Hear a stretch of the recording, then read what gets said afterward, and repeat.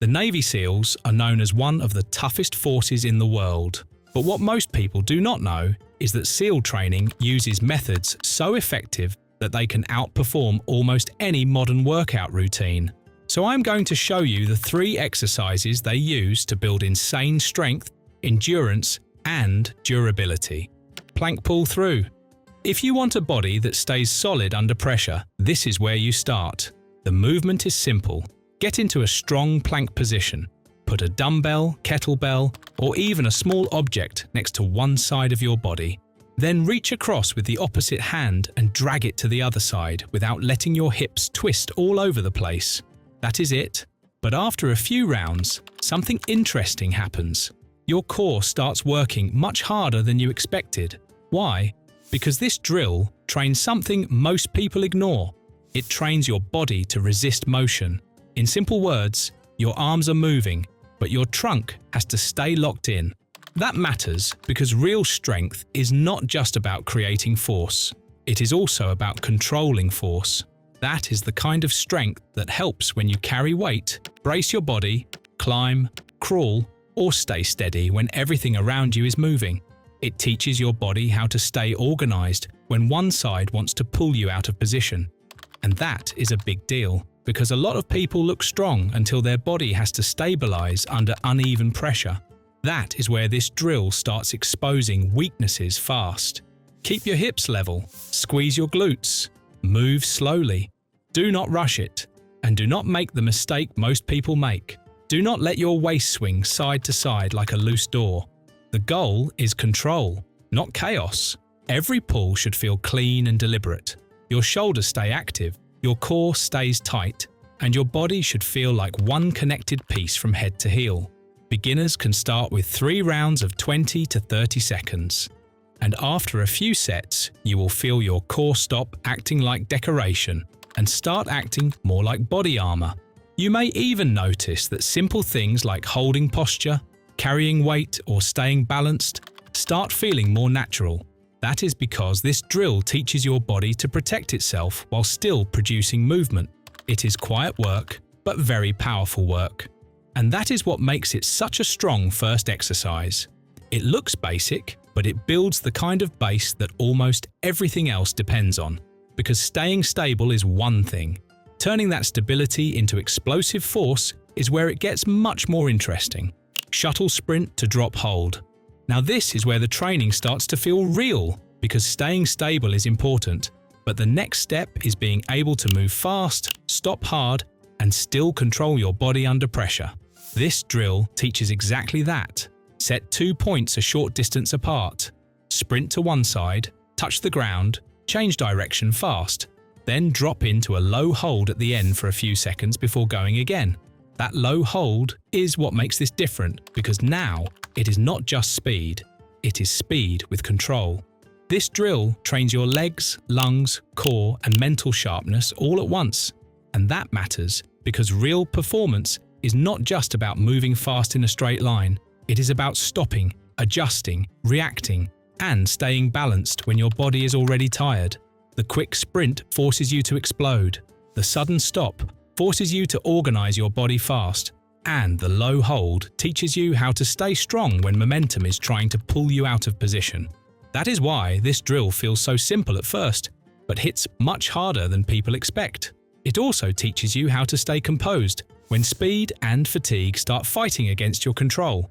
Stay low when you change direction. Do not pop up too high. Keep your chest under control and your feet quick. Push off the ground with intent. Stay sharp on every turn. And do not let sloppy movement take over just because your breathing gets heavier. Beginners can start with 3 rounds of 15 to 20 seconds. And after 1 round, you will feel exactly why this kind of simple drill can humble people fast.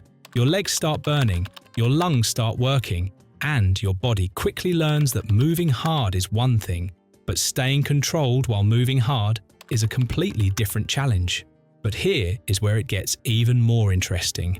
Moving fast is one thing. Still having strength left when your lungs are burning is something else completely. That is where the final drill changes everything. Mountain climber to sprawl hold. Now this is where the real test begins, because moving with power is one thing, But staying dangerous when your lungs are burning and your body wants to slow down is something else completely.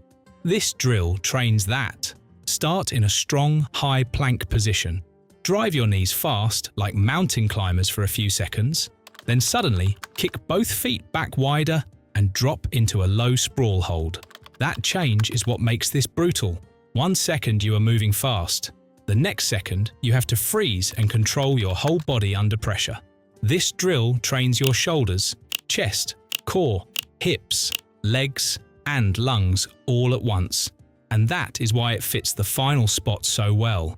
Because the last exercise should not just test strength, it should test whether your body can still stay sharp when fatigue starts taking over. The mountain climbers force your body to work at a fast pace, while the sprawl strips away momentum and makes you earn every second with control.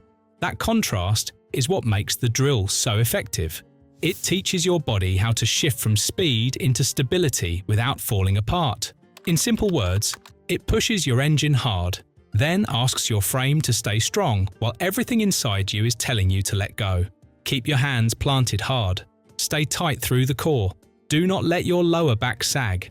When you hit the sprawl hold, stay low and under control. Do not rush the transition. Do not let your shoulders collapse. And do not treat the hold like a rest, because that is where the challenge really begins. Beginners can start with 3 rounds of 15 seconds mountain climbers, then 10 seconds sprawl hold. And yes, it gets ugly fast. Your breathing picks up, your shoulders start talking, your core starts shaking, your legs start feeling heavy. That is the point, because this is the kind of drill that teaches your body not to quit the second discomfort shows up. It teaches you to keep structure when fatigue is trying to break it. And that is a very different kind of fitness from just doing easy reps in a comfortable rhythm. When you combine this with the first 2 drills, now you have the full system. First, you build control. Then you build movement under pressure. And now you build the ability to keep going when most people start falling apart.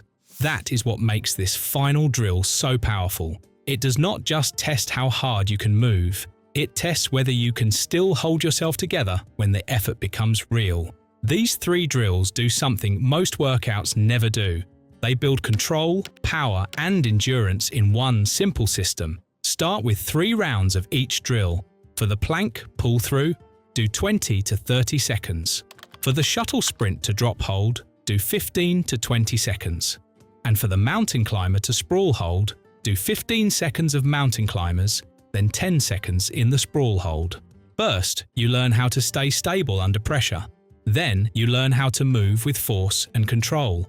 And finally, you learn how to keep going when your body starts getting tired and your mind wants to quit. That is the kind of strength that feels real. If this helped you, subscribe, like the video, and share it with someone who wants real toughness, not fake fitness. And tell me in the comments, which drill exposed you the fastest